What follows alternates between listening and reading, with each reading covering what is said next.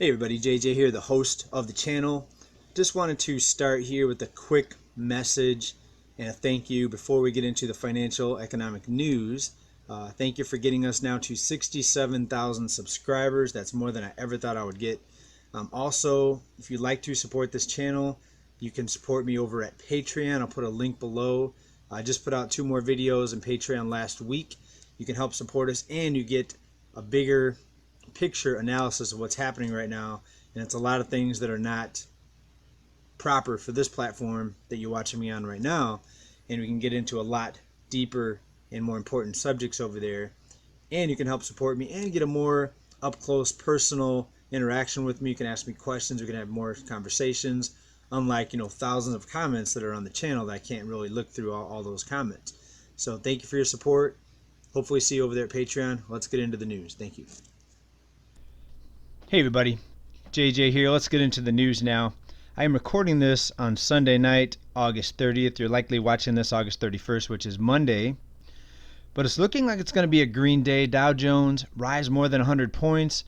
And August has Wall Street wrapping up its best August in 30 years. How insane is that? The best August in 30 years amidst everything going on right now. The lockdowns, millions of people can't pay their mortgages. Millions of people can't pay their rent. There was actually 1 in 3 people that couldn't pay their mortgage or rent just last month. The chaos happening in the streets of America and around the world. The devastation with people having to now rely on stimulus checks and enhanced unemployment benefits just to get by, just to get food on the table. The hours and hours of long food lines that we're seeing in many cities now, including some that we've documented here on this channel. The devastation of the small businesses, where in some areas half the small businesses, and even more in some areas, if you look at New York City, half of small businesses wiped out, may never come back. The wealth transfer up to the upper tier and the mega corporations, the multinationals, getting bigger and bigger profits, while the little person, the middle class, the working class, the small business owner, the mom and pop shop continue to get wiped out and devastated and basically stomped on. It's simply insane, but yet this is what we are seeing. The wealth transfer is real. The markets, they are being juiced, they're being gimmicked, they're being propped up, and it looks like everybody else is going to be fighting against each other instead of worrying about any sort of economic or financial system reform. Everybody's going to be begging for stimulus checks instead of worrying about the actual cause or underlying issues of this economic system, of this devastation, of this wealth transfer. Now, that's not to discount anyone that's making money out of this system, that's profiting from this system. There's a lot of people that I hear from that are traders. If you're trading, you're making money, that is awesome. I used to do a lot more trading before I started doing videos as frequently as I do now on YouTube, and made some money. Honestly, now I'm mostly sitting on the sidelines. I do have some gold miner stocks. I'm into precious metals. I continue to accumulate precious metals because I think that's going to be the ultimate backstop once this last round of financial shenanigans finally meets its maker, if you know what I mean. I think ultimately, after all this chaos is done, people are going to wake up and realize what's happened. Hopefully we'll see some accountability. Maybe, maybe not. But what we can do is prepare, and we know what's happening. We know that the system is being juiced. It's being propped up for many reasons. But there are time frame goals with this propping up of the system. This is not a forever propping up, in my opinion.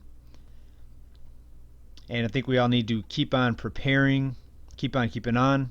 But most people, unless it's in their 401k, most people are not profiting from this run up in the stock market. Remember now, the top 10% own about over 80% of all stocks. So we know that's one of the reasons why the rich continue to get richer, and we just continue to see more consolidation, right? More people going to Walmart and Lowe's and other mega corporations instead of the small businesses.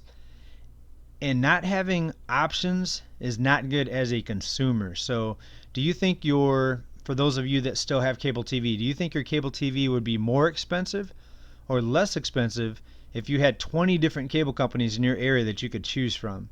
It would be less expensive because you'd have different companies competing for your business. Right, the same thing with gas stations. If there's one gas station in town versus if there's several, you're likely going to see lower gas prices, more selections, more choices. Now, there's a lot of other factors that go into the cost of gasoline, of course, but my point is that having more options, more competition, more companies vying for your business is a good thing as a consumer. But what we're seeing here is a wipeout of the small mom and pop business and consolidation to the mega corporations. And we know their profits soared during this induced recession, during this shutdown. And just look what's going on right now to keep this failed financial system operating. They are, out of their own mouths, they admit it, they're injecting unlimited trillions into these markets. And now recently, as we reported here just a couple episodes ago, the Fed is coming out and saying they're no longer going to have a 2% inflation target. Now, we know the 2% inflation target was baloney to begin with, because if you look at just a few items that most people have to pay for, necessities like housing and energy, we know that inflation's way beyond 2%.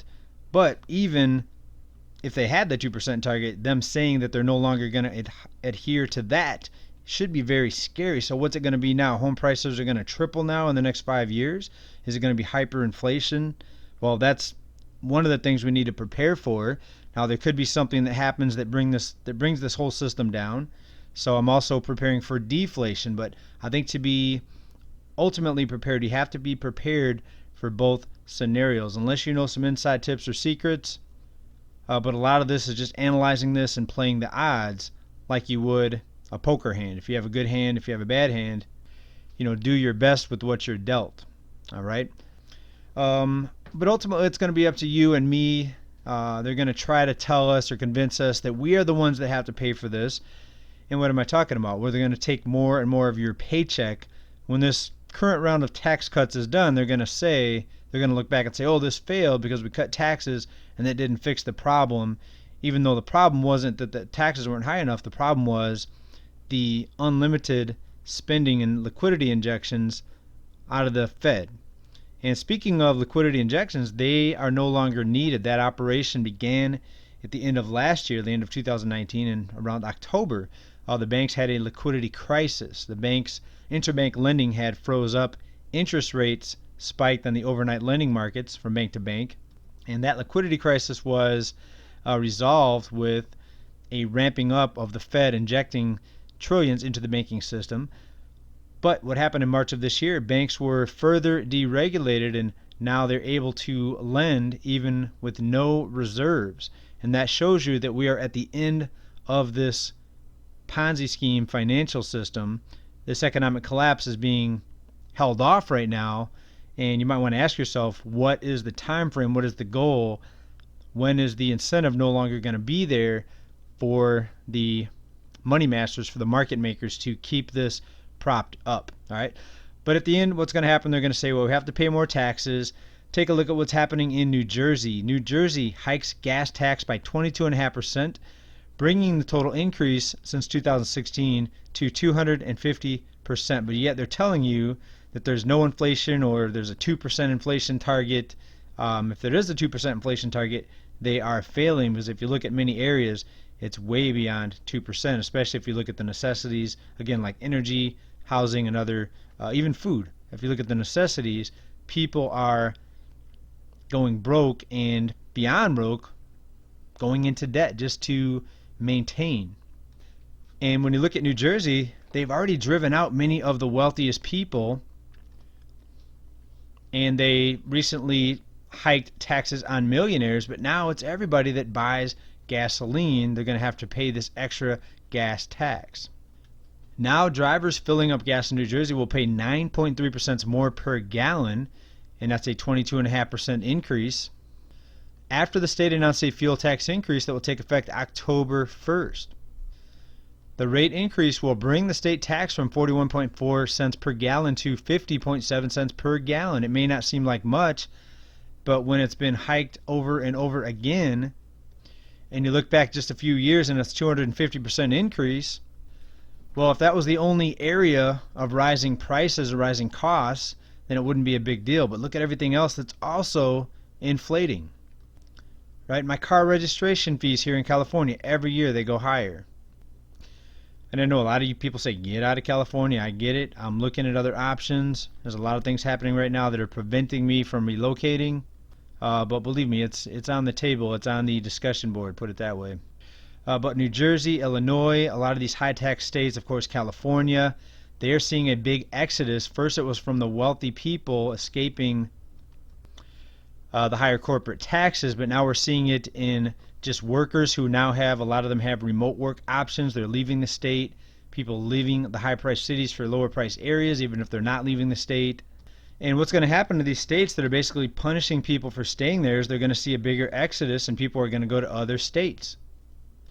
And that goes back to what we talked about earlier. It's good to have options. Imagine if this was one country and one big state, right? If we didn't have states to have different laws, different tax levels, there would be no place to run. You would be trapped. If one person came in or one leader came in and said everybody's got to pay 80% of their income in taxes, you would be stuck. There would be no place to run to.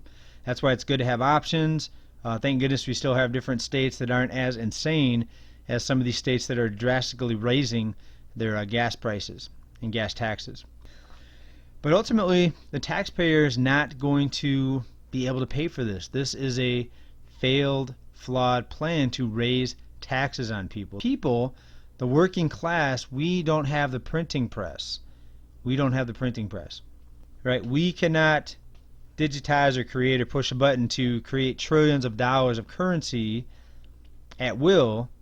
And many people are starting to ask, well, why don't the people that do have the ability to digitize all this currency, to create unlimited trillions, the monopoly men, why don't they pay for what needs to be paid for and solve these problems? So I think most of you here know what's really going on. It's about keeping us in perpetual debt, keeping us under control, more control for them.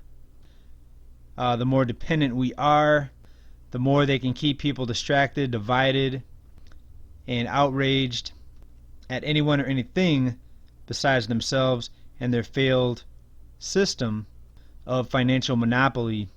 Well, that's better for them, but you know better, and you are here, you are reading between the lines, you're looking above the left-right paradigm, and we're dissecting the truth. Thank you, everybody, for being here. Thank you for your support. Again, link down below if you'd like to help support me, support this channel, and get a more close-up look at me and get into some more bigger picture conversations over there. Link below. Thanks, everybody, for now.